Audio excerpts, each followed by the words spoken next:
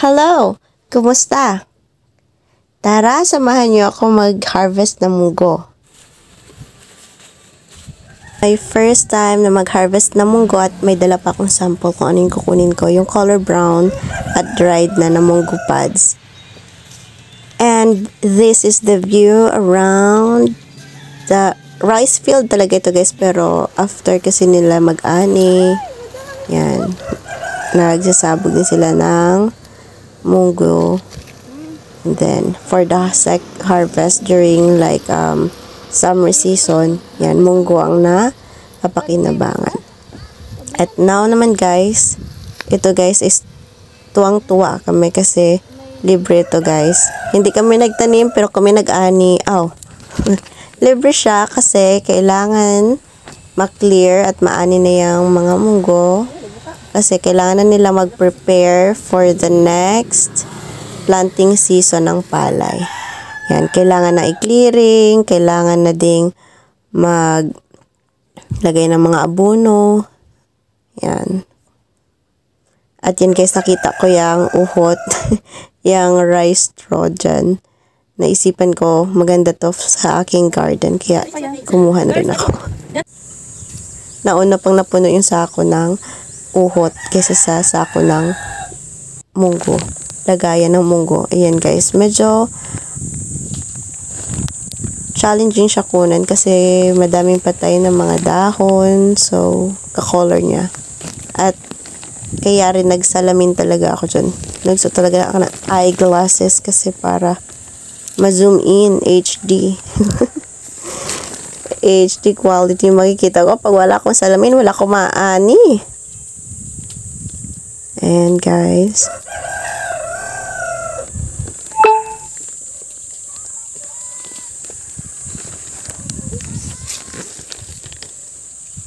nakakatuwa siya kapag yung sunod-sunod na madaming mga dried munggo.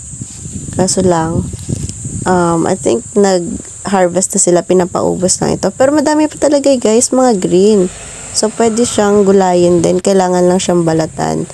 At fresh munggo beans yun. Hindi pa siya dry, hindi pa siya matigas. So, sabi nila, pag yung green din daw, pwede din daw yun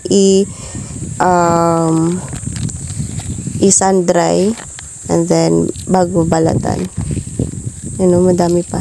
So, sabi nung may-ari, nung nagtanim, balik daw bukas at yung mangunguha ulit. Tapos, kukunin na din daw yung color green ng mga munggo pods. Pero, parang hindi na ako makakabalik bukas. So, today is the day. Pero nakaka-enjoy siya kunin. Kasi guys, madali lang siyang matanggal dun sa kanyang stem. Or sa stem nga, hindi mo siya vine. Hindi naman kumakamang pa. It's not a vine. Ayan guys. Madami pa yan pero limited time only. So kung ano lang yung makukuha namin is that's it. And then, i-prepare na naman namin, ibibilad ulit namin sa sun dry para madaling makuha yung mga seeds ng munggo. And, ma-dry ulit na siya ng todo-todo yung mga beans kasi nga pwede pa siyang mas store for long days. Long days. Kung kailan nyo gustong maluto. Ayan. O, diba?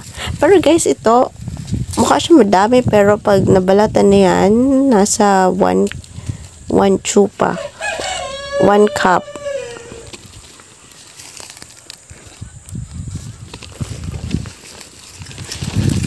Konti lang siya. Parang, pag binili mo sa yung pinamasahe, pambili na lang din ng munggo. Pero guys, for the experience.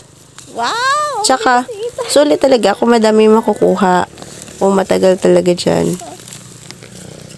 Kaso nga lang, nakakuha na sila kanina umaga. So, pagsama ko sa kanila is konti na lang din. Kung yung kukunin nila. So, yeah mo na. It's good.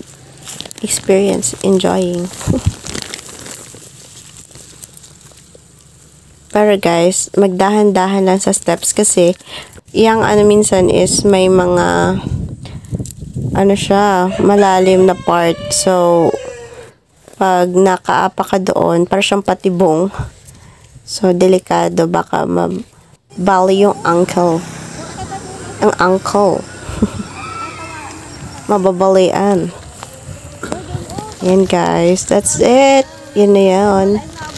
Kunti lang ang aking nakuha. Pero guys, binigyan ako ni Ethan. Binigyan niya ako dun sa mga nakuha niya. Kaya medyo dumami. Ayan. Thank you for the experience. I like it.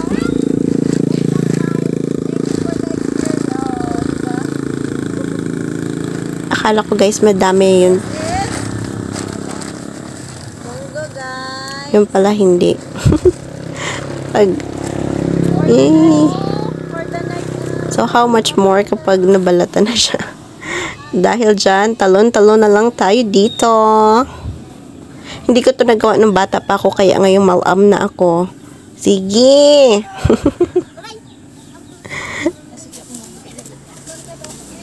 Oh, gumaya pa. Follow the leader yan. For the galit ang tatay nila. Hala, sige, yari ka mo kay papa ninyo. Uwe na tayo. Nagalit ang tatay nila. Kamay gari. Pa.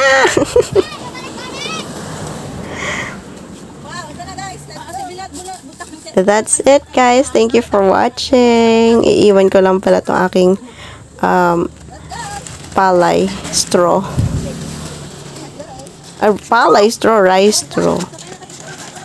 Babalikan na yan mamaya pag daan. At ayan. Pawisan. Yo, bye-bye.